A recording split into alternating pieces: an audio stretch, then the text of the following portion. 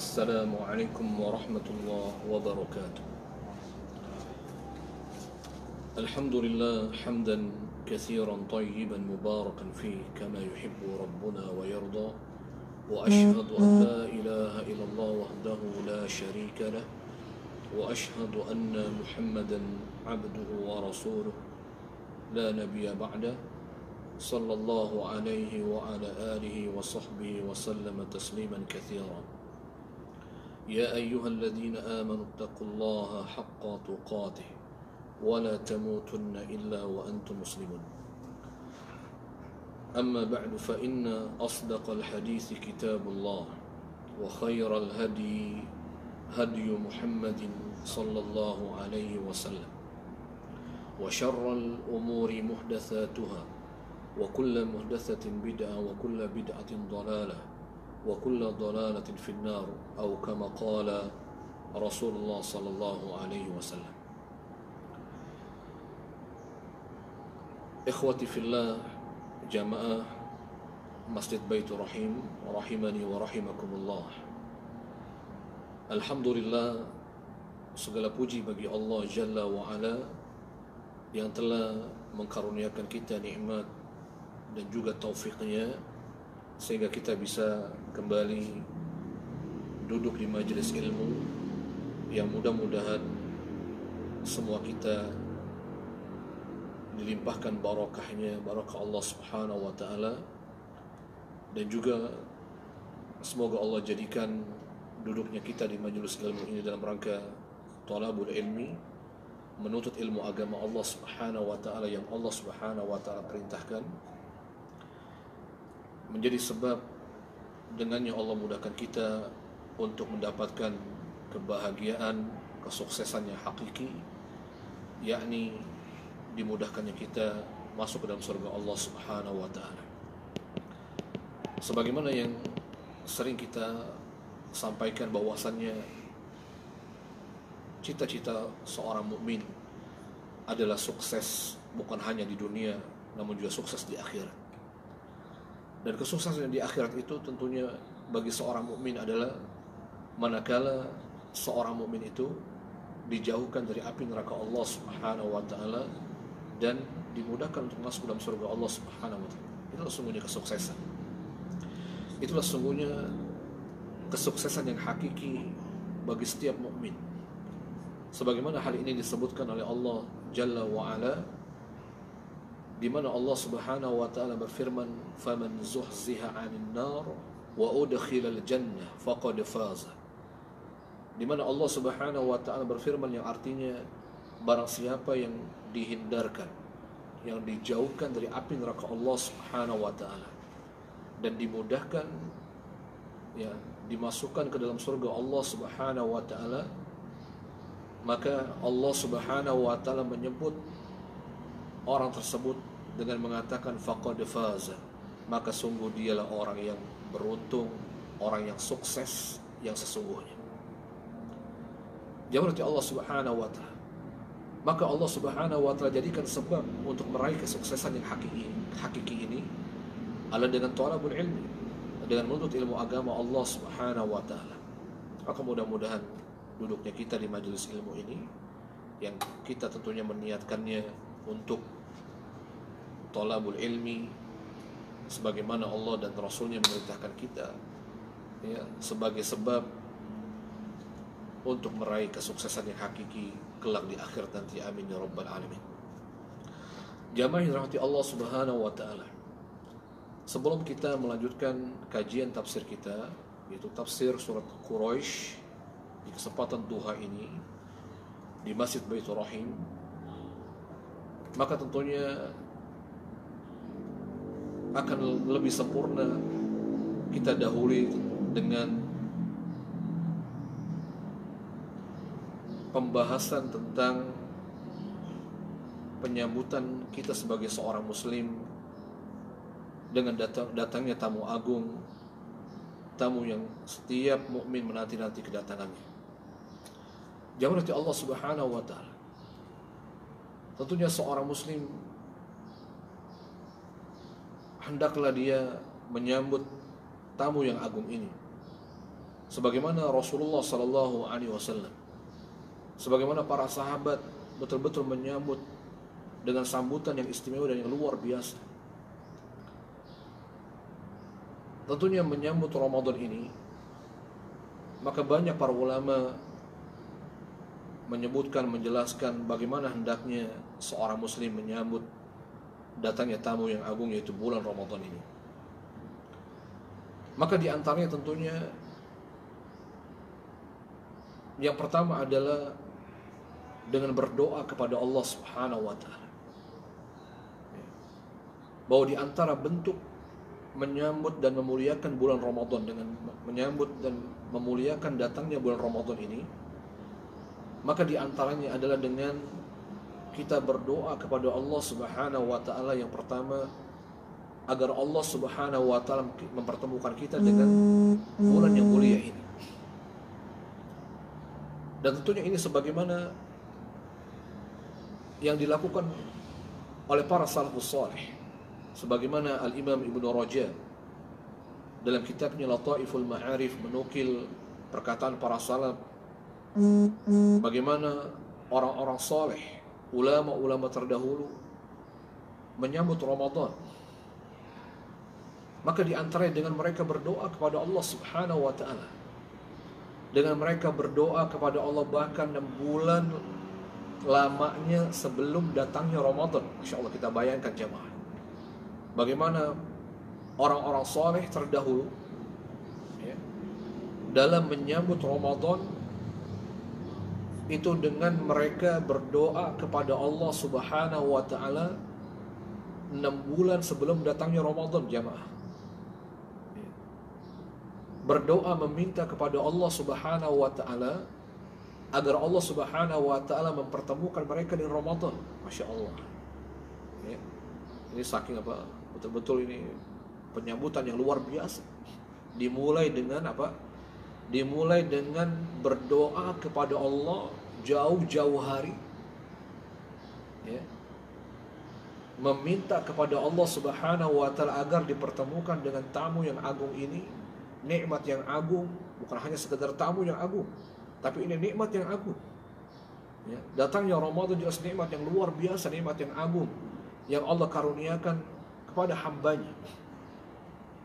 Bagaimana kita ya, apakah kita telah berdoa kepada Allah Subhanahu wa taala ya, kita ini berapa bulan kita telah berdoa kepada Allah untuk dipertemukan dengan Ramadan? Ada 2 bulan sebelumnya ya. Atau sebulan yang lalu kita sudah berdoa kepada Allah, atau baru sekarang mau berdoa ya, kita baru mau berdoa kepada Allah agar kita dipertemukan dengan Ramadan ya. Jadi ini yang pertama adalah berdoa kepada Allah ya. Kemudian yang kedua adalah dengan bersyukur ketika nanti Allah betul-betul mendatangkan Ramadan kepada kita ya. Kita bersyukur kepada Allah Subhanahu wa taala yang diantaranya dengan menampakkan kegembiraan kita ya. Dengan kita menampakkan kegembiraan kita dengan datangnya Ramadan. Kenapa? Sebagaimana tadi kita mengatakan bahwasanya Ramadan ini betul-betul nikmat yang agung yang Allah karuniakan kepada kita hambanya. Menampakkan kegembiraan apakah dengan perbuatan kita, dengan ucapan kita ya. Bukankah di antara perintah Allah Subhanahu wa taala yang Allah syariatkan kepada kita, ketika kita dikaruniakan nikmat oleh Allah Jalla wa Ala, adalah dengan menampakkan kegembiraan. Jadi yang disyariatkan itu adalah ya, menampakkan kegembiraan atas nikmat Allah Subhanahu wa taala yang dikaruniakan. Jadi tidak ada tuh syariat jamaah kita diperintahkan oleh Allah untuk menampakkan sebaliknya kesedihan, kegalauan, kesusahan atas musibah-musibah yang Allah timpakan. Tidak ada. Jadi apa yang disyariatkan itu? Yang Allah syariatkan menampakkan kegembiraan atas nikmat ya. Sebagaimana hal ini disebutkan oleh Allah Subhanahu wa taala dalam surat Yunus ayat 58. Allah Subhanahu wa taala berfirman, "Qul bi fadlillahi wa bi rahmati fabidzalika falyafrahu. Ya, mana dalilnya? Yang disyariatkan oleh Allah Subhanahu wa taala kepada kita itu adalah menampakkan kegembiraan, kebahagiaan atas nikmat yang Allah karuniakan.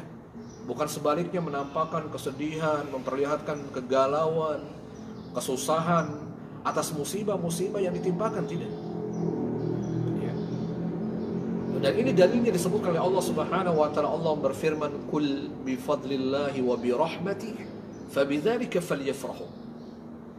Allah Subhanahu wa taala mengatakan, katakanlah wahai Nabi Muhammad sallallahu alaihi wasallam, dengan rahmat Allah Subhanahu wa taala, dengan karunia Allah dan rahmatnya, fabidzalika falyafrahu, maka dengan semua itulah hendaklah mereka bergembira, kata Allah Jalla wa ala. Lihat jamaah, Allah menyuruh kita bergembira dengan nikmat. Allah menyuruh kita menampakkan kegembiraan, kebahagiaan itu atas nikmat yang Allah karuniakan. Kita tunjukkan kegembiraan kita atas nikmat Allah Subhanahu wa taala, yang menunjukkan sebagai bentuk syukur kita atas nikmat Allah Subhanahu wa taala ini. Bukan justru sebaliknya kita katakan. Karena betapa banyak orang hari ini, ya, mereka justru memperbanyak menampakkan kesedihan, kesusahan, kegalauan atas musibah-musibah yang ditimpakan. Ya, padahal tidak ada syariatnya. Seolah-olah hidup kita ini penuh dengan musibah, penuh dengan masalah, penuh dengan kegalauan, kesusahan. Ya. Padahal kalau kita mau jujur jamaah, mana yang lebih banyak antara nikmat yang Allah karuniakan dengan musibah yang Allah timpakan? Ya. Tentunya banyak nikmat jamaah. Ya. Tentunya kalau kita mau jujur, dan kalau kita mau mengcompare, membandingkan antara nikmat yang Allah berikan dengan musibah yang Allah timpakan kepada kita, maka tentunya jauh lebih banyak nikmat Allah Jalla wa ala. Ya. Sebagaimana Allah Subhanahu wa taala berfirman dalam sebuah surat yang mulia, Allah Subhanahu wa taala mengatakan, wa in ta'uddu ni'matallahi la tuhsuha. Allah Subhanahu wa taala berfirman yang menunjukkan dalil betapa nikmat Allah Subhanahu wa taala itu nikmat yang tidak terhingga, yang bahkan kita tidak mampu menghitung betapa banyak nikmat Allah yang Allah telah karuniakan kepada kita. Sampai Allah Subhanahu wa taala mengatakan, wa in ta'uddu ni'matallahi la tuhsuha. Dan jika engkau menghitung nikmat Allah Subhanahu wa taala, bagaimana kata Allah? Pernah kita menghitung nikmat Allah jamaah? Ya. Betapa banyak nikmat yang Allah telah karuniakan kepada kita. Sampai Allah mengatakan, wa in ta'uddu ni'matallah.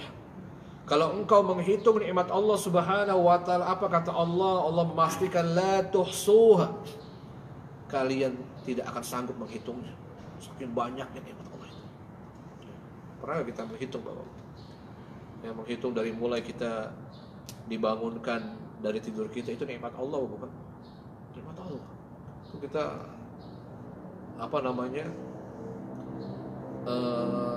jarang kita mungkin ya memperhatikan seperti nikmat bangun tidur itu. Ya, bahwa saya bangun tidur ini nikmat Allah Subhanahu wa taala. Kita baru mulai nih. Kita baru mulai bangun dari tidur kita. Itu sungguhnya bangun tidur itu nikmat yang agung. Ya. Nikmat yang besar yang Allah Subhanahu wa taala karuniakan kepada kita. Ini baru bangun tidur, belum bagaimana aktivitas kemudian setelah itu. Ya. Semuanya penuh dengan nikmat Allah Subhanahu wa taala. Ya. Sehingga kenapa Nabi sallallahu alaihi wasallam ketika kita bangun dari tidur kita, ya, disunnahkan oleh Nabi kita sallallahu alaihi wasallam untuk kita memuji Allah Subhanahu wa taala. Ya, apa doa tidur, bangun tidur itu? Alhamdulillahilladzi ahyana ba'dama amatana wa ilaihi nusyur. Ya, mana dalil yang menunjukkan bangun tidur itu sebuah nikmat yang agung? Ya, itu dibuktikan Rasulullah sallallahu alaihi wasallam mensunnahkan kita ketika kita bangun tidur untuk memuji Allah Subhanahu wa taala. Ya. Apa doanya? Ya. Apa zikir yang diperintahkan, yang disyariatkan oleh Rasulullah? Alhamdulillahilladzi ahyana. Ya, segala puji bagi Allah Subhanahu wa taala yang telah menghidupkan kita setelah kita dimatikannya. Masya Allah, berarti Tidur itu adalah kematian. Sehingga ketika orang dibangunkan dari tidurnya, maka Allah kembalikan dia hidup kembali. Allah kembalikan rohnya, kemudian Allah hidupkan kembali. Ini nikmat apa tidak? Mau gak bapak atau hadirin sekalian, jamaah sekalian, bangun tidur kemudian gak dibangun lagi sama Allah? Nikmat gak itu? Berarti antum dibangunkan sama Allah. Saat kita berharap setiap ya dia tidur, dia dibangun kembali oleh Allah Subhanahu wa Ta'ala. Ya, apa ada antum yang tidur ya kemudian tidur lagi ingin dibangunkan sama Allah? Ya. Bukankah ini nikmat? Ya, nikmat yang mungkin banyak dilupakan atau orang tidak sadar kalau bangun tidur itu nikmat Allah Subhanahu wa Ta'ala. Karena Allah kembali menghidupkannya. Ya. Kemudian setelah itu Allah kembali memberikan nikmat-nikmat setelahnya yang begitu banyaknya. Setelah antum bangun tidur, antum bisa melihat keluarga antum, melihat anak istri kita kembali, kita bisa bertemu orang tua kita kemudian bisa beraktivitas, ya, bisa beribadah yang lebih banyak lagi setelah itu dan seterusnya.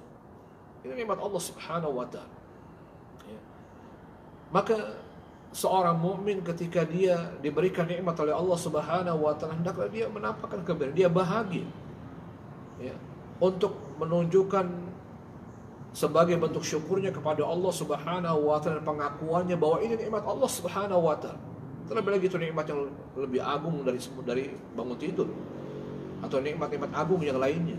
Seperti apa? Seperti didatangkannya kita dengan bulan Ramadan. Ya. Maka ini, ya, maka yang kedua adalah kita bersyukur kepada Allah yang diantaranya dengan menampakkan kegembiraan kita dengan datangnya Ramadan. Inilah bentuk penyambutan kita. Inilah hendaknya seorang muslim menyambut Ramadannya, dengan dia bergembira, dengan dia bahagia. Ya. Kemudian sebagaimana juga Allah Subhanahu wa Ta'ala menyebutkan, ya, disyariatkan kita untuk bergembira, bersyukur atas nikmat Allah Subhanahu wa Ta'ala dengan kita menunjukkan, menampakkan kegembiraan ini. Allah berfirman dalam surat Ad-Duha ayat terakhir, wa amma bi ni'mati rabbika fahaddits. Ya, dan adapun dengan nikmat, terhadap nikmat Tuhanmu, kata Allah Subhanahu wa Ta'ala, apa yang Allah perintahkan, fahaddits, kata Allah, maka sampaikanlah, beritakanlah nikmat Allah Subhanahu wa Ta'ala. Masya Allah. Ya, jadi kita betul-betul menampakkan, ya, bahwasanya Ramadan ini betul-betul bulan yang mulia dan nikmat Allah Subhanahu wa Ta'ala. Kita bergembira, kita sambut, ya, jamaah Allah Subhanahu wa Ta'ala. Kemudian juga di antara bentuk menyambut bulan yang agung ini, yaitu bulan Ramadan Mubarak ini, adalah dengan juga di antaranya, kata para ulama, dengan menyiapkan bekal-bekal untuk menghadapinya. Maka sebaik-baik bekal, kata para ulama, ya, setidaknya kata para ulama ada 3 bekal yang hendaknya disiapkan oleh seorang muslim ketika dia menyambut bulan Ramadan ini. Yang pertama adalah, tentunya sebaik-baik bekal adalah ilmu syar'i. Ya. Jadi seorang muslim, ya, untuk menyambut Ramadannya, agar Ramadannya lebih bermakna, agar betul-betul Ramadannya amal-amal saleh yang dia perbanyak, yang dia berlomba-lomba memperbanyak melakukannya di bulan Ramadan nanti, itu betul-betul menjadi amal-amal yang istimewa, amal-amal yang diharapkan diterima oleh Allah Subhanahu wa Ta'ala, dilipat gandakan pahalanya oleh Allah Jalla wa Ala. Itu kan yang kita inginkan. Bukankah ini yang kita inginkan, jamaah? Bukankah kita menginginkan Ramadan yang betul-betul bulan yang syarat dengan keutamaan dan kebaikan yang Allah berikan kepada hamba-hambanya ini? Kita mengharapkan nanti amal-amal kita betul-betul menjadi amal yang diterima oleh Allah Subhanahu wa Ta'ala, amal yang istimewa, amal yang diganjar oleh Allah Jalla wa Ala dengan sebaik-baik ganjar. Tentunya tidak ada yang menghantarkan kita kepada semua ini kecuali dengan menyiapkan bekal ilmu. Bagaimana kita berupaya nantinya betul-betul amal yang kita kerjakan, kita mengerjakannya di atas ilmu yang sahih, di atas ilmu yang benar. Bukankah dengan ilmu dan kita menyiapkan ilmu ini akan lebih memotivasi kita, ya, lebih mendorong kita untuk lebih bersemangat untuk mengerjakan amal-amal saleh di bulan Ramadan. Misalnya kita mengetahui, misalnya ketika seorang muslim mengetahui ilmu ya tentang keutamaan berpuasa Ramadan misalnya. Ketika seorang muslim tahu bahwasanya berpuasa Ramadan itu adalah menjadi sebab di mana Allah gugurkan dosa-dosa yang telah berlalu. Bukan ketika dia mengetahui keutamaan ini, itu mendorongnya, memotivasinya untuk lebih bersemangat menjaga kualitas puasanya. Bukan demikian jamaah. Ketika seorang mengetahui ilmu misalnya tentang keutamaan puasa Ramadan misalnya, inilah pentingnya ilmu. Itu betul-betul akan mendorong, menyemangatkan ya seorang itu untuk betul-betul beramal, bahkan menjaga kualitas amalnya. Seperti tadi kita katakan, mengetahui bahwasanya puasa Ramadan ya merupakan sebab di mana Allah Subhanahu wa taala akan menggugurkan dosa-dosanya. Bukankah ini akan menimbulkan kebahagiaan, menimbulkan motivasi untuk kita berpuasa? Sebagaimana Rasulullah mengatakan, "Man shoma Ramadhana imanan wa ihtisaban, ghufira lahu ma taqaddama min dhanbihi." Barang siapa yang berpuasa di bulan Ramadan dengan iman dan ihtisab, mengharapkan pahala dari Allah Subhanahu wa taala, maka niscaya diampunkan dosa-dosanya telah berlalu. Masya Allah, siapa yang tidak gembira? Siapa yang tidak akan bersemangat berpuasa Ramadan ketika dia mengetahui keutamaan ini dengan ilmu ini? Masya Allah. Atau misalnya dia tahu bahwasanya berpuasa Ramadan itu sebab di mana Allah akan memudahkannya, memasukkan dia ke dalam surga Allah Subhanahu wa taala. Bahkan bukan hanya masukkan dia ke dalam surga, ya, tapi Allah mengistimewakan caranya, ya, mengistimewakan cara memasukkan hamba ke dalam surga Allah Subhanahu wa taala dengan berpuasa. Ya, seperti misalnya Allah disebutkan Nabi sallallahu alaihi wasallam, Allah bukan hanya memasukkan hamba-hambanya ke dalam surga dengan sebab puasanya, tapi bahkan Allah istimewakan cara memasukkan hamba-hamba ini ke dalam surga Allah Subhanahu wa taala dengan cara bagaimana? Misalnya seperti Rasulullah menyebutkan, dengan Allah membuatkan pintu khusus ya, untuk orang-orang berpuasa masuk surga. Bukankah ya, orang-orang yang berpuasa ini di antara keistimewaannya Allah memasukkan mereka ke dalam surga melalui pintu yang tidak dimasuki oleh selain mereka ke dalam surga Allah Subhanahu wa taala. Masya Allah. Ya, Rasulullah bersabda, "Inna fil jannati baban yuqalu lahu ar-rayyan. Ya, yadkhulu minhu as-sha'imuna yawmal qiyamah la yadkhul minhu ahadun ghairuhum," kata Rasulullah. Kata Rasulullah, sungguhnya dalam surga itu ada sebuah pintu yang dinamakan dengan pintu Rayyan. Ya. Yang pintu ini kata Nabi sallallahu alaihi wasallam, pintu yang akan dimasuki, ya, yang pintu yang orang-orang berpuasa akan masuk ke dalam surga melalui pintu ini, dan tidak ada seorang pun selain mereka akan masuk surga melalui pintu itu, kata Nabi. Subhanallah. Pintu ini pintu khusus, pintu yang menunjukkan akan keistimewaan orang-orang berpuasa dimasukkan oleh Allah ke dalam surga Allah Subhanahu wa taala. Masya Allah. Ya. Jamaah Allah Subhanahu wa taala. Atau misalnya ketika seorang muslim mengetahui ilmu bahwasannya bulan Ramadan adalah bulan di mana Allah Subhanahu wa taala memudahkan jalan-jalan yang menjadi sebab masuk surga dan menjauhkan mereka dari neraka Allah Subhanahu wa taala. Maka dengan ini mereka akan berupaya betul-betul, misalnya bahwasannya Ramadan adalah bulan kemudahan Allah. Ya, Allah menutup pintu-pintu keburukan, pintu-pintu yang bisa menghantarkan mereka kepada kemaksiatan. Sehingga seorang muslim dia akan betul-betul memanfaatkan waktu Ramadan untuk bertobat kepada Allah Subhanahu wa taala, untuk meninggalkan maksiatnya saat waktu-waktu tersebut. Allah betul-betul memudahkan, memberikan taufik kepada hamba-hambanya untuk lebih mudah meninggalkan kemaksiatan. Masya Allah. Ya, dengan ilmu ini lebih akan tersemangati lagi. Dan banyak hal lain dengan ilmu-ilmu, ya. Dan tanpa ilmu, maka seorang muslim akan banyak kehilangan keutamaan-keutamaan. Dia akan kehilangan banyak keutamaan yang harusnya dia dapatkan di bulan Ramadan. Seperti apa misalnya orang nggak tahu adanya malam Lailatul Qadar di Ramadan di bawah, ya. Rugi gak ini? Ya. Misalnya apa? Seperti apa contohnya seorang yang tanpa ilmu dia akan kehilangan banyak keutamaan yang harusnya dia dapatkan di bulan Ramadan. Contohnya misalnya orang nggak tahu dengan apa malam Lailatul Qadar, rugi gak? rugi besar. Ini malam yang luar biasa. Ini malam yang istimewa, malam yang mulia yang tidak ada di bulan-bulan yang lainnya. Yang kesempatannya itu ada hanya pada bulan Ramadan, jamaah. Ya. Yang disebut oleh Allah Subhanahu wa taala surat Al-Qadar, dan juga disebut oleh Nabi sallallahu alaihi wasallam dalam hadis yang sahih. Ya, yang itu hanya ada pada bulan Ramadan, lailatul khairun min alfi syahr. Sebuah malam yang mulia yang lebih baik dari 1000 bulan. Masya Allah, kita bayangkan kita gak akan dapatkan itu kecuali di Ramadan. Ya, dengan ilmu kita tahu, oh, Masya Allah saya harus dapatkan itu. Ya. Saya harus bisa meraih Lailatul Qadar. Ya. Ketika seorang dia tahu ilmu, ya, dia mengetahui ilmu akan kemuliaan Lailatul Qadar ini, maka akan terdorong, termotivasi untuk betul-betul memanfaatkannya, bahkan berusaha berdoa kepada Allah, memburu dan berdoa kepada Allah agar Allah memudahkan dia mendapatkannya. Karena Nabi SAW sampai menyuruh kita memburu Lailatul Qadar, Bapak sekalian. Ya.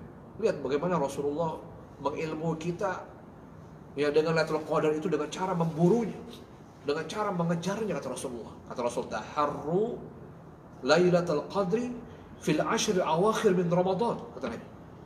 Ya, Nabi SAW mengatakan dalam hadis sahih riwayat Imam Bukhari ini, sampai Nabi mengatakan taharru, kejarlah, burulah oleh kalian, kata Nabi sallallahu alaihi wasallam, Lailatul Qadar itu dengan bagaimana, kata Nabi? Di mana, kata Nabi? Ya, kapan diburunya? Pada 10 terakhir, pada malam 10 terakhir bulan Ramadan. Fil ashril awakhir min Ramadan, di 10 terakhir bulan Ramadan, kata Nabi. Masya Allah. Dan seterusnya, ini butuhnya kita membekali diri kita dengan ilmu dalam rangka menyambut bulan Ramadan, agar betul-betul Ramadan kita Ramadan yang penuh makna, yang lebih baik dari Ramadan kita sebelumnya. Agar amal-amal itu kemudian betul-betul kita beramal di atas ilmu yang akan diterima, diganjar oleh Allah Jalla wa'ala.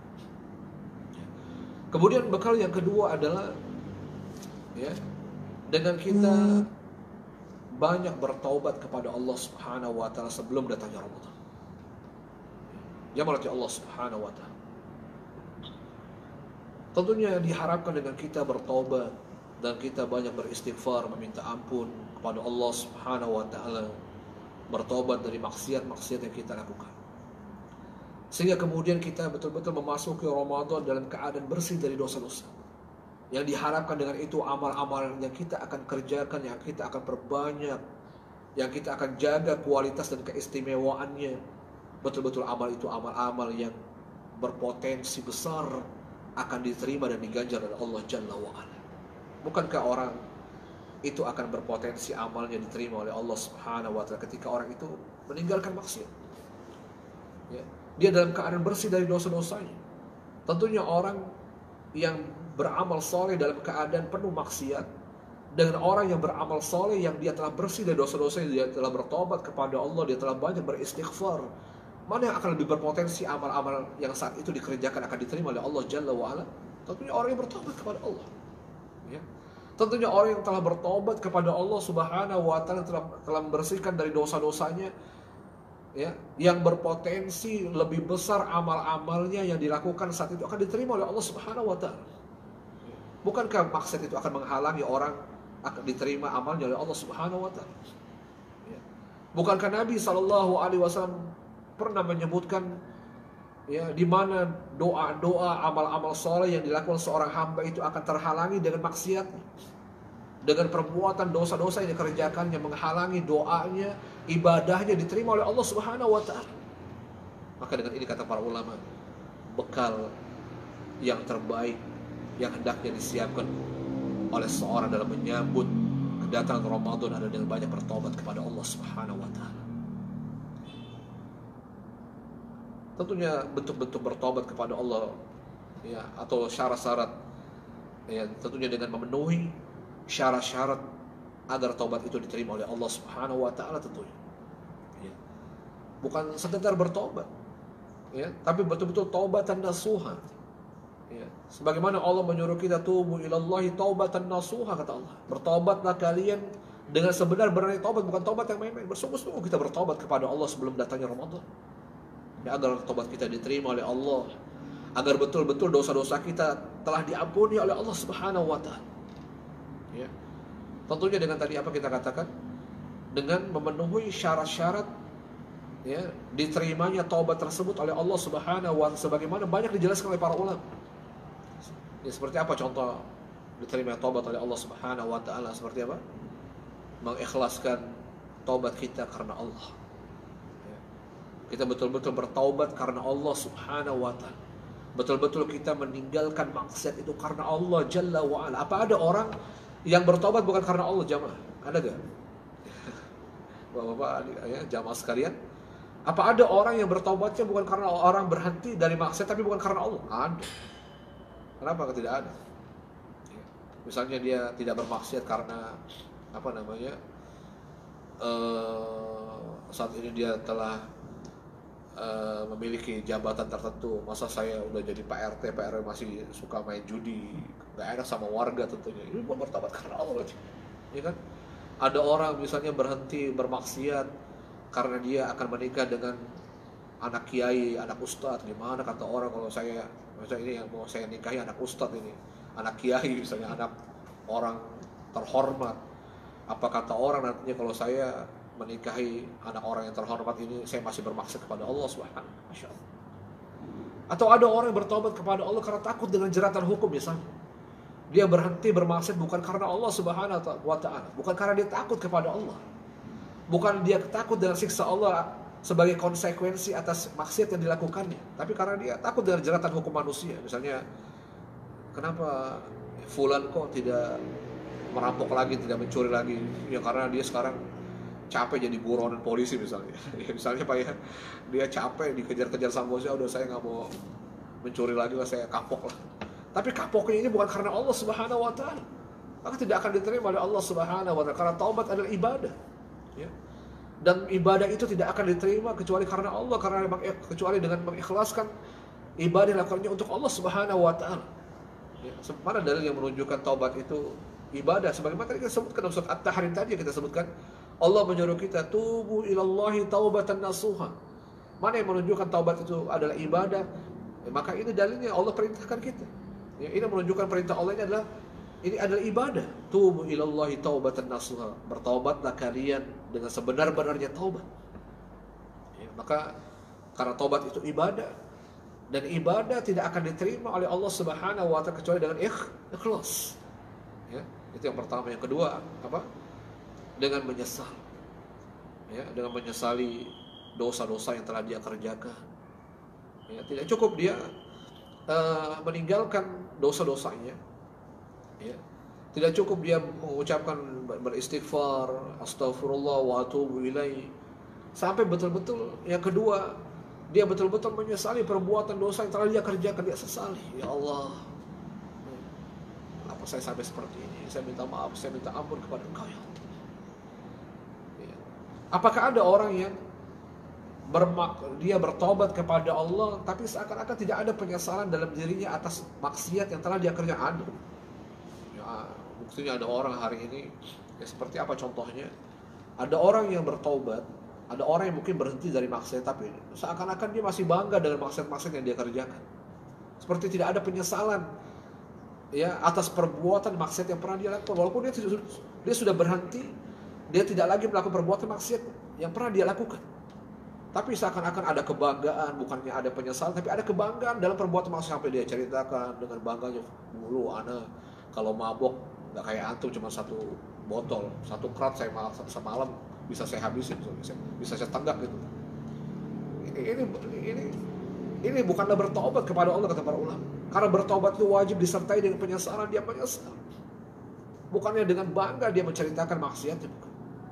Bahkan orang yang seperti ini tidak akan diterima taubatnya oleh Allah, sebagaimana Rasulullah menyebutkannya. Rasulullah mengatakan, kullu ummati mu'afan illa al-mujahirin. Ya, kata Nabi SAW, kullu ummati mu'afan illa mujahirin. Setiap umatku dosanya akan diampuni oleh Allah Subhanahu wa ta'ala illa mujahirin, kata Nabi. Kecuali orang yang sengaja menampakkan dengan bangganya kemaksiatan yang pernah dia kerjakan. Dia ceritakan, ya padahal Allah Subhanahu wa ta'ala telah menutupi dosa-dosanya, ya Allah menutupi perbuatan maksiat yang dilakukannya dari diketahui oleh orang-orang. Ya, namun setelah Allah tutupi dosa-dosanya, orang nggak tahu kalau dia bermaksiat. Lalu dia ceritakan dia dengan bangganya. Maka orang seperti ini, kata para ulama, sebagaimana Rasul menyebutkan, tidak akan pernah diampun dosanya oleh Allah Subhanahu wa taala. Tidak akan diterima taubat. Ya. Kemudian yang ketiga adalah meninggalkan ya dosa-dosa yang dia kerjakan, betul-betul dia tinggalkan ya dengan sebenar-benarnya. Ya, seperti dia tidak mendatangi tempat-tempat yang dulu dia bermaksiat, ya, yang bisa menjerumuskan kembali dia ke dalam kemaksiatan, meninggalkan teman-teman yang bisa menyeretnya kembali berbuat maksiat kepada Allah Subhanahu wa taala. Ya, kalau kemudian dosa-dosa yang dia kerjakan itu adalah berupa meninggalkan perintah Allah, dia segera mengerjakan perintah Allah. Kalau dosa-dosa yang dia kerjakan itu berupa mengerjakan larangan Allah, maka segera dia tinggalkan yang dilarang oleh Allah Subhanahu wa taala. Lalu kemudian kalau dosa-dosa itu berkaitan dengan hak manusia, para ulama mengatakan tidak cukup kita bertobat dengan beristighfar kepada Allah. Ya. Tapi wajib mengembalikan hak-hak yang diambil, yang dizalimi kepada pemiliknya. Ya, kalau ini yang perlu kita hati-hati tentunya. Yang perlu kita waspadai ketika seorang itu bermaksiat, yang kemaksiatan itu berhubungan dengan hak manusia. Maka para ulama mengatakan tidak cukup taubatnya itu akan diterima oleh Allah Subhanahu wa taala dengan dia menyesali, dengan dia menangis, beristighfar, bertobat kepada Allah Subhanahu wa taala sampai dia kembalikan hak yang dizaliminya. Misalnya ada pencuri. Si pencuri ini gak cukup dia semalaman menangis meminta ampun kepada Allah, menyesali perbuatan sampai harta orang-orang yang dicurinya dia kembalikan. Dia kembalikan hak-hak saudaranya telah diambil, atau dia meminta maaf, meminta dihalalkan. Ini ngerinya kita bermaksiat yang hubungannya dengan hak manusia ya ini. Kemudian juga di antara cara bertobat kepada Allah, berazam dengan bertekad kuat untuk tidak kembali melakukannya. Jadi bukan tobat sambal ya, bukan tobat sambal. Hari ini maksiat, hari ini kita buat sambal kepedesan, kayaknya merasa kapok dengan sambal yang kita bikin dan kita makan. Lalu tapi beberapa hari kemudian bikin lagi ya. Taubat, kenapa dikatakan taubat sambal Bapak? Ya. Taubat sambal itu orang buat sambal, dia kepedesan, dia kapok, lalu berapa hari dia bikin lagi.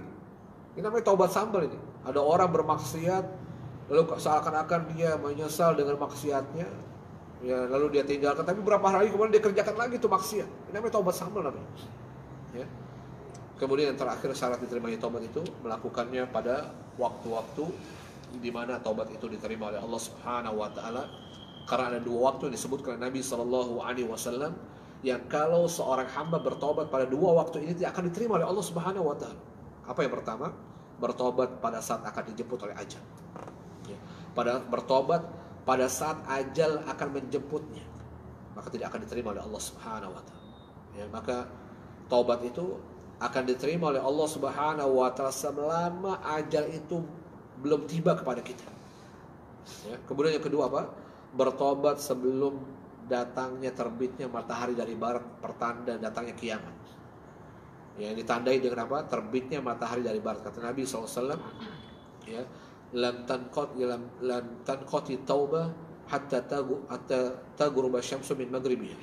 Kata Nabi SAW, hatta tatlu asyamsu min maghribiha. Kata Nabi SAW, taubat itu tidak akan terputus, ya, tidak akan berhenti diterima oleh Allah Subhanahu wa taala, ya. Ya, tidak akan hilang taubat itu, ya. Maksudnya akan selalu diterima oleh Allah Subhanahu wa taala sampai kapan? Kata Nabi sallallahu alaihi wasallam, sampai matahari terbit dari barat. Jadi kalau antum besok pagi-pagi matahari terbit dari barat baru mau bertobat, enggak diterima oleh Allah. Ya.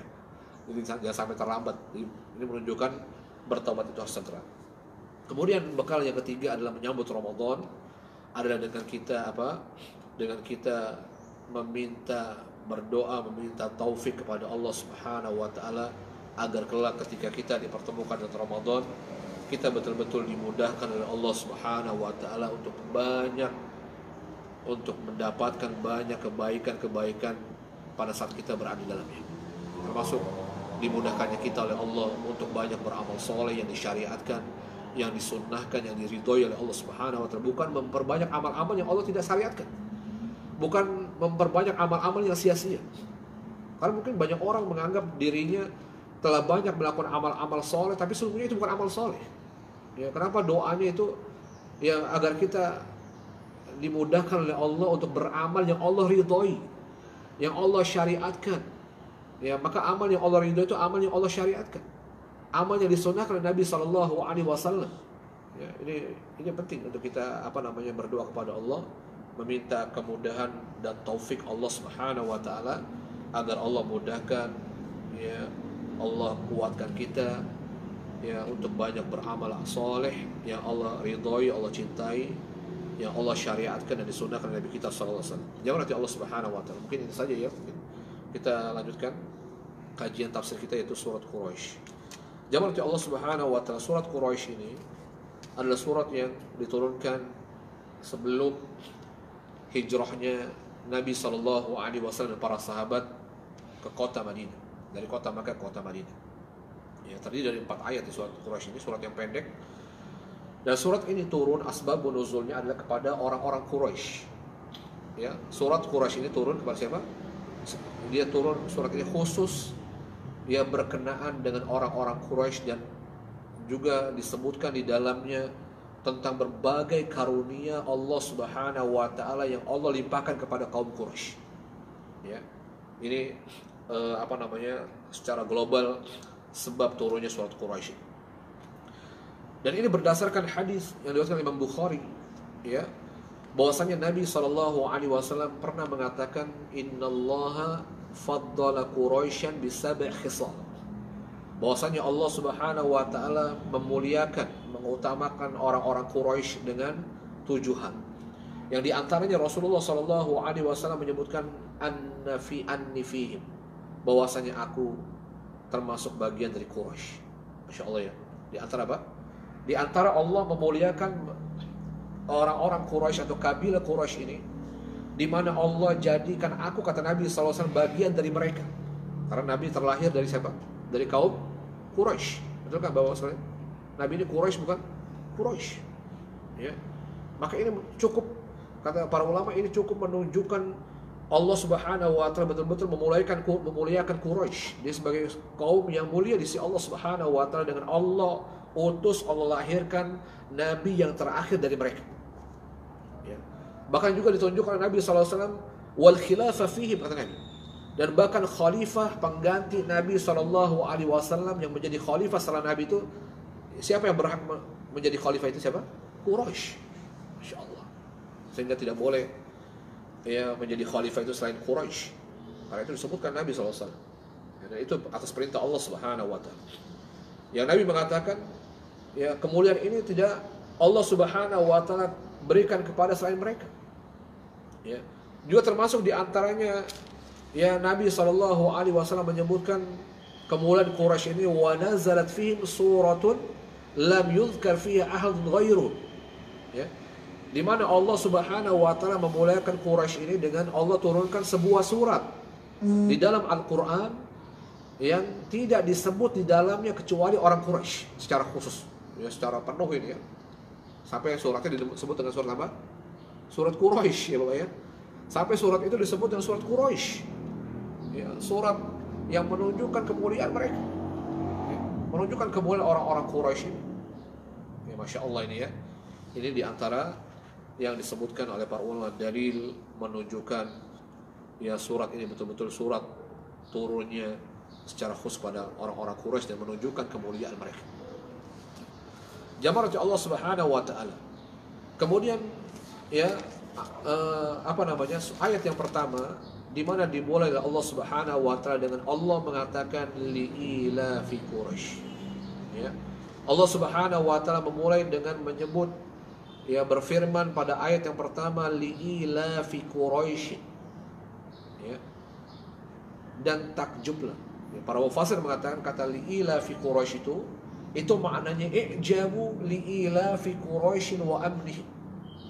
Ya, takjublah kalian, ya, dengan kebiasaan orang-orang Quraisy, ya, dan rasa aman yang Allah Subhanahu wa taala berikan kepada mereka. Jadi maksudnya kita disuruh memperhatikan, ya, bagaimana Allah Subhanahu wa taala mengkaruniakan berbagai nikmat kepada orang-orang Quraisy. Kita perlu takjub. Ya. Kita perlu takjub, ya, sehingga kita betul-betul melihat bagaimana Allah Subhanahu wa taala memuliakan dan memberikan karunia yang banyak kepada orang-orang Quraisy. Yang diantaranya apa? Di antaranya kata para mufassir berupa amnuh, berupa Allah Subhanahu wa taala berikan rasa aman dan keamanan buat mereka.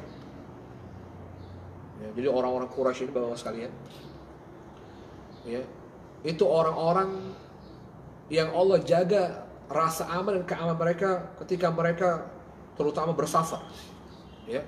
Ketika mereka bersafar kemanapun mereka ingin, ya, maka semua orang-orang yang mengetahui kalau itu Quraisy, mereka tidak akan mengganggunya. Subhanallah jamaah, ya. Dan ini kaitannya kata para ulama, kata Imam As-Sa'di rahimahullah taala, ya, ini kaitannya dengan surat sebelumnya. Karena kita mundur ya, karena kita kajian tafsir kita dari surat yang terakhir, ya. Ya, maka surat sebelumnya itu surat Al-Fil. Ini ada kaitan dengan surat Al-Fil. Ya, bagaimana Allah Subhanahu wa taala memuliakan Quraisy ini dengan Allah Subhanahu wa taala menghancurkan, membinasakan siapapun yang ingin mengganggu orang-orang Quraisy. Masya Allah Bapak sekalian. Ya, buktinya apa? Ya, buktinya ini kaitannya, maka kata Pak Imam As-Sa'di, ya, huruf jar dan isim majrur setelahnya. Jadi kalau kita belajar bahasa Arab ini, li'ila filam di sini namanya lam harful jar, ya. Lam harful jar. Dan isim setelahnya namanya isim majrur, ya. Maka kata Imam As-Sa'di rahimahullah taala, qala katsirun minal mufassirin innal jar wal majrur muta'alliq bis surati allati qablaha. Ya, bahwasanya huruf jar dan isim majrur pada kata-kata li'ila fi Quraisy ini itu berkaitan dengan surat yang Allah turunkan sebelumnya, yaitu surat apa? Al-Fil. Ya.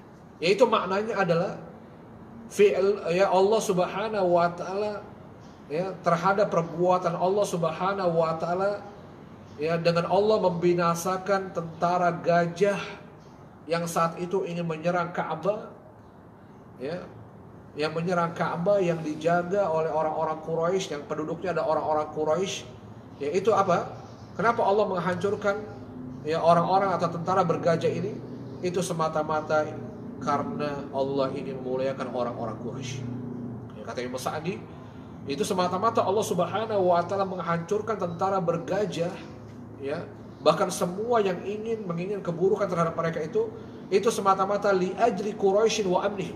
Semata-mata Allah melakukannya karena Quraisy, karena Allah ingin memuliakan Quraisy. Wa amnihim, dan ingin memberikan keamanan buat mereka.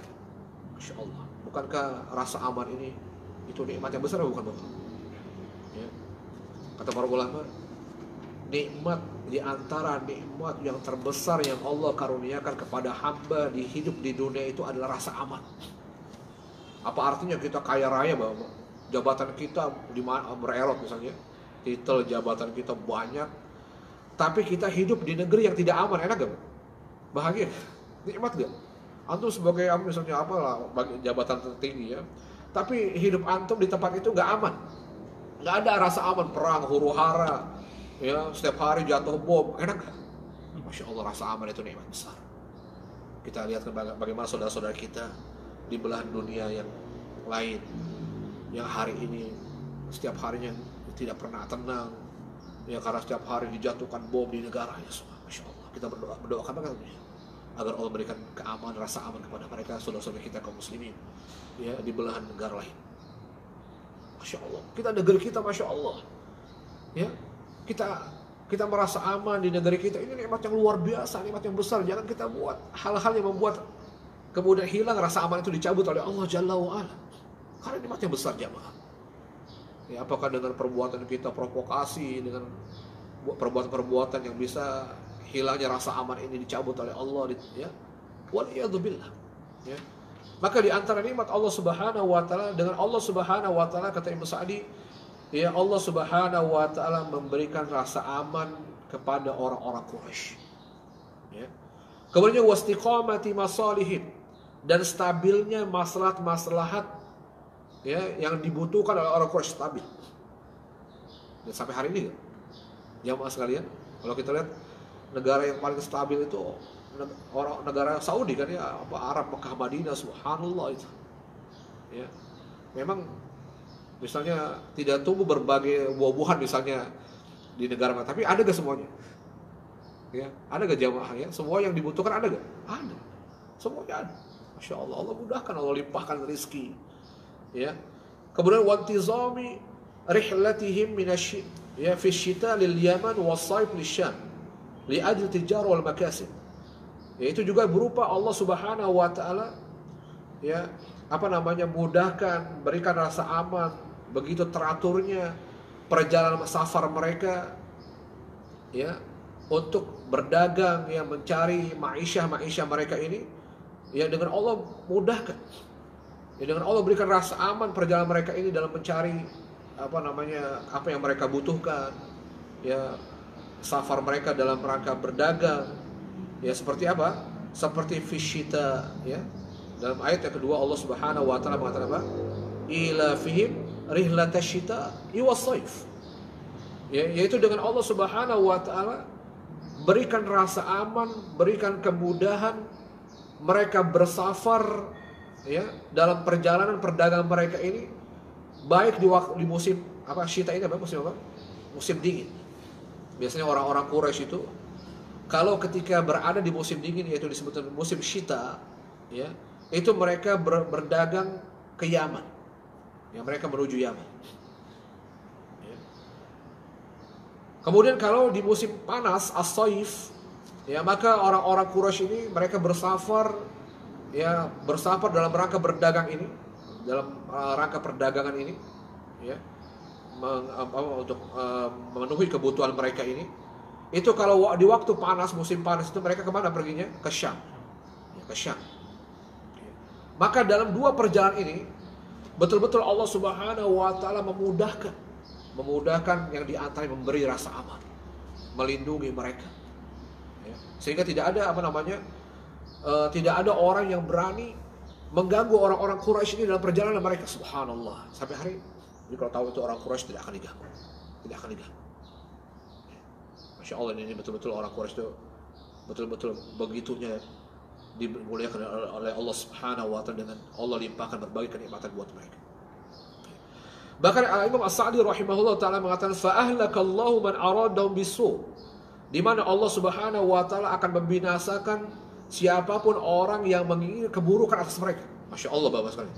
Jadi hanya Quraisy ya, yang disebutkan oleh para ulama itu diberikan jaminan oleh Allah Subhanahu wa taala bahwa Allah akan membinasakan siapapun orang-orang yang menginginkan keburukan kepada mereka. Masya Allah Bapak sekalian. Ya. Kemudian juga dengan cara bagaimana Allah memuliakan mereka, wa 'azzama amral haram wa ahlahu fi qulubil arab hatta ihtaramuhum. Ya, dengan Allah Subhanahu wa taala agungkan tanah tempat tinggal mereka, itu tanah haram. Masya Allah. Ya.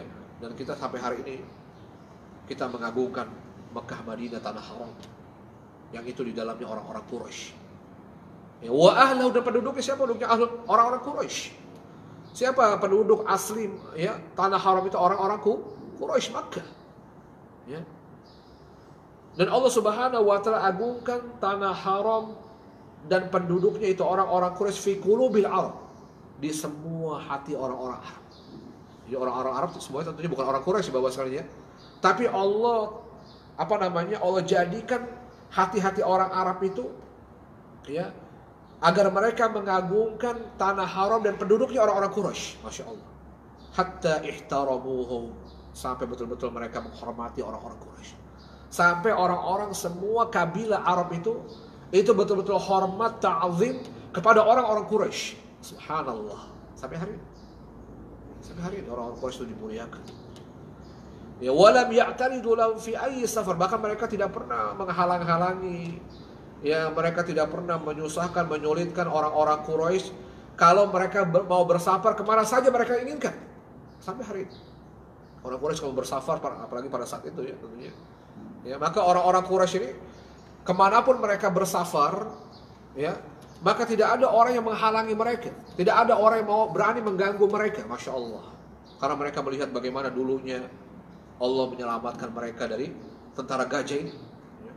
Bagaimana mereka belajar, ya, melihat sejarah tentara yang begitu hebatnya, yang begitu besarnya, mau menghancurkan ya negeri orang-orang Quraisy ini, tempat tinggal orang Quraisy, menghancurkan Ka'bah yang dibangun oleh orang Quraisy ini, ya, apa? Dengan Allah hancurkan mereka. Sehingga orang-orang takut dengan orang-orang Quraisy. Itu tentara bergajah aja itu dihancurkan oleh Allah Subhanahu wa taala. Ya. Maka dengan itu Allah Subhanahu wa taala kemudian dalam ayat selanjutnya Allah mengatakan falyabudu rabb hadzal bait. Ya. Maka dengan semua kenikmatan dan anugerah yang Allah Subhanahu wa taala berikan kepada orang-orang Quraisy ini, setelah itu maka Allah perintahkan mereka untuk bersyukur kepada Allah. Ya, dengan Allah kemudian mengatakan kepada mereka, "Falyabudu rabb hadzal bait." Ya. Maka hendaklah mereka bersyukur kepada Allah Subhanahu wa taala atas nikmat-nikmat Allah yang Allah karuniakan. Dengan bagaimana caranya? Falyabudu rabb hadzal bait. Maka hendaklah mereka menyembah. Maka hendaklah mereka menyembah Rabb, Tuhan pemilik, ya, hadzal bait, rumah ini. Maksudnya rumah ini apa? Ka'bah. Ka'bah yang ada pada mereka. Maka hendaklah mereka menyembah Allah Subhanahu wa taala pemilik Ka'bah ini, pemilik rumah ini, Ka'bah ini. Ya, maksudnya adalah apa? Agar mereka betul-betul mentauhidkan Allah Subhanahu wa taala. Ya, sehingga dengan mereka melihat ya nikmat-nikmat Allah yang Allah limpahkan kepada mereka, ya, maka Allah Subhanahu wa taala menyuruh mereka, dengan itu mereka bersyukur. Bagaimana cara mensyukuri nikmat Allah Subhanahu wa taala, ya, yang hendaknya mereka lakukan juga kita semua ketika kita diberikan nikmat oleh Allah Subhanahu wa taala, maka syukur terbesar seorang hamba atas nikmat Allah Subhanahu wa taala, sebagaimana Allah menyebutkan dalam ayat ini, apa itu?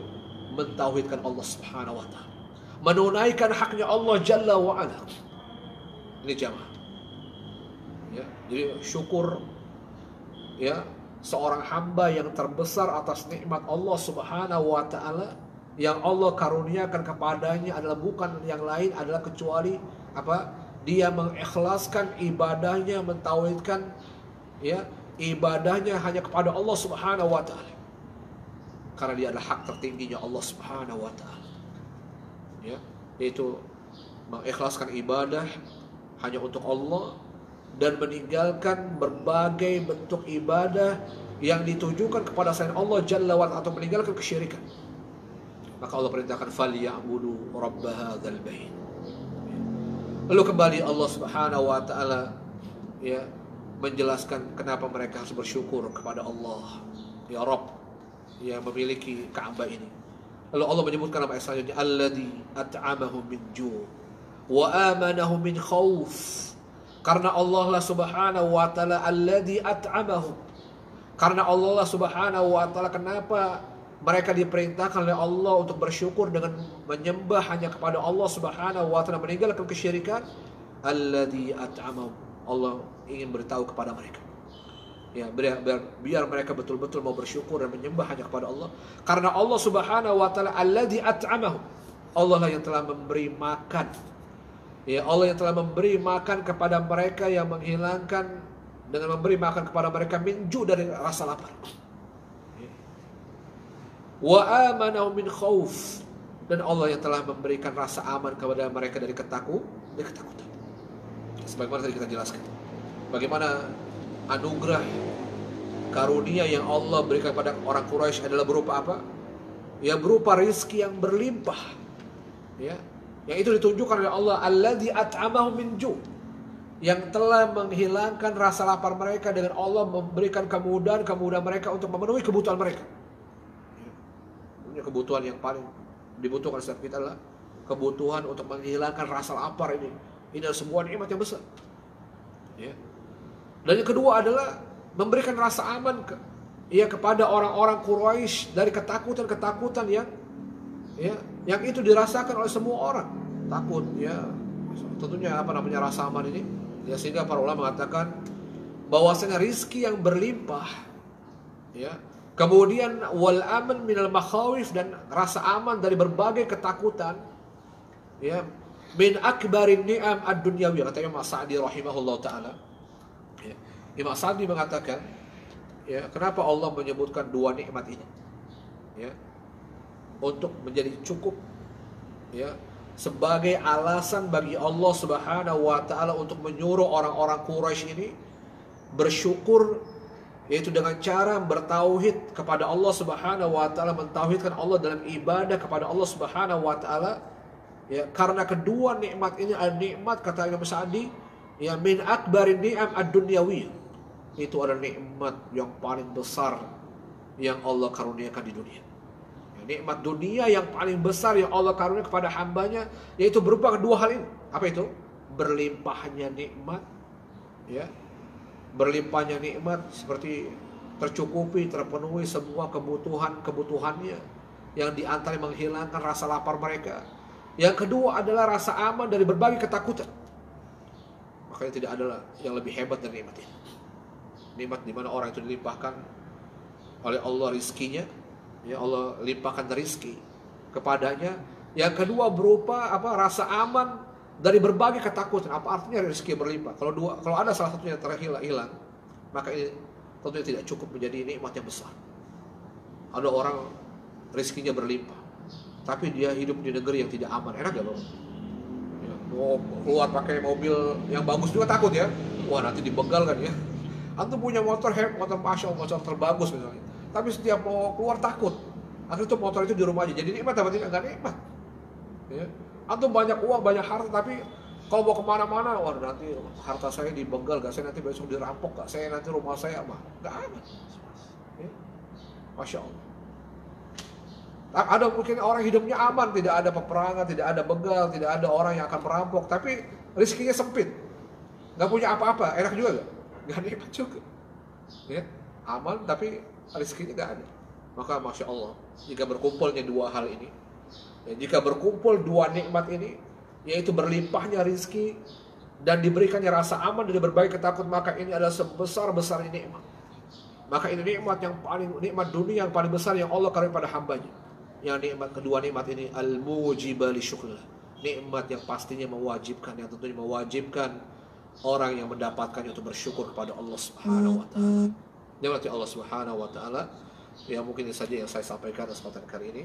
Ya, mudah-mudahan ya tafsir yang singkat ini bermanfaat dan memberikan ilmu kepada kita. Ya, yang di antara pelajarannya adalah bahwasannya yang pertama, dalam surat ini Allah ingin menunjukkan kemuliaan orang-orang Quraisy.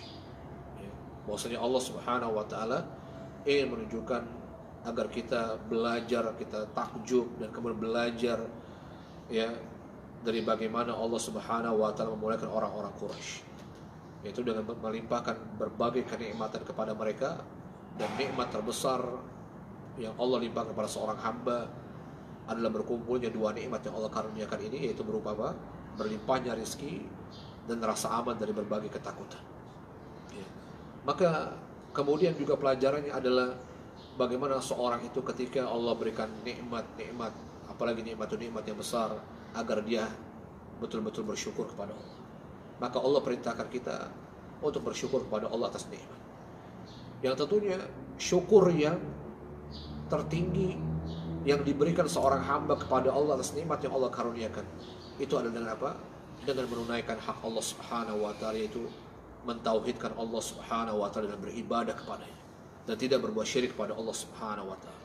Maka ini tentunya yang hendaknya kita ambil pelajarannya, agar setiap kita selalu mensyukur nikmat Allah Subhanahu wa taala, yaitu dengan kita berupaya mentauhidkan Allah Subhanahu wa taala, beribadah hanya kepada Allah dan meninggalkan kesyirikan kepada Allah Subhanahu wa taala, sehingga dengan syukur kita Allah menjaga nikmat-nikmat tersebut dan kemudian Allah menambahnya. Bukankah orang yang ketika dia bersyukur atas nikmat, maka Allah akan senantiasa menambahkan nikmat itu, sehingga nikmat itu betul-betul akan menjadi sebab Allah mendatangkan kenikmatan yang lebih besar dari nikmat yang Allah berikan. Tentunya nikmat yang kemudian kita harapkan dengan nikmat ini menghantarkan kita kepada kenikmatan dan kesuksesan yang hakiki, dijauhkannya kita dari api neraka Allah, dan dimudahkannya kita masuk ke surga Allah, yaitu dengan beribadah hanya kepada Allah, mentauhidkan Allah Subhanahu wa taala. Wallahu a'lam bishawab. Ya, mungkin itu saja yang saya sampaikan. Mungkin ada bertanya? Silakan. Ustaz, ini ya, tadi disampaikan di ayat itu ya, memudahkan perjalanan pada saat safarnya gitu Ustaz. Iya. Yang pertanyaan, apakah di saat itu memang di negeri-negeri sekitar terjadi konflik peperangan? Ya tidak aman. Ya, memang tidak aman. Ya, kita tahu bagaimana orang-orang Arab ya, kabilah-kabilah Arab berperang, ya kan, bermusuhan satu dan lainnya untuk mempertahankan ekstensinya. Ya, kita tahu orang Arab itu orang apa, kabilah-kabilah yang berseteru satu dengan yang lain. Ya, sehingga apa namanya ketidakamanan sangat besar saat itu. Ya, namun Allah Subhanahu wa taala ya kemudian karuniakan rasa aman ini pada orang-orang Quraisy. Ya, pada orang-orang Quraisy, sehingga orang-orang Quraisy ini kemanapun mereka bersafar, mereka aman.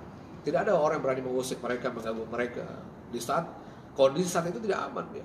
Tidak, tentunya kondisi yang mereka saling berperang, saling membunuh, ya, saling apa namanya berseteru satu kabilah dan kabilah yang lain. Ini tentunya memunculkan rasa ketidakaman.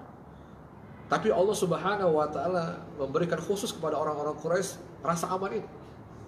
Ya, tidak diberikan kepada yang lain ya. Yang tidak Allah berikan kepada orang saat itu. Ya, mungkin sampai saat ini. Ya, jadi mereka kalau bersafar mereka mereka bebas dari gangguan, ya, dari perampokan, ya, kemanapun mereka menginginkan. Ya, Imam Sa'di mengatakan kemanapun orang Quraisy mau bersafar, ya, maka tidak ada orang yang berani mengganggu mereka, karena betul-betul orang menghormati orang Quraisy. Ya, dan ini kenapa yang membuat orang-orang menghormati orang-orang Quraisy, tidak mau mengganggu mereka? Karena mereka melihat bagaimana Allah Subhanahu wa taala membinasakan orang-orang yang menginginkan keburukan kepada orang Quraisy. Jadi mereka belajar ini. Itu tentara yang besar aja, tentara bergajah yang menghancurkan Ka'bahnya mereka aja, itu dihancurkan sama Allah. Karena tadi kata Ibnu Sa'di, surat Quraisy ini terkait dengan surat sebelumnya, surat Al-Fil. Ya.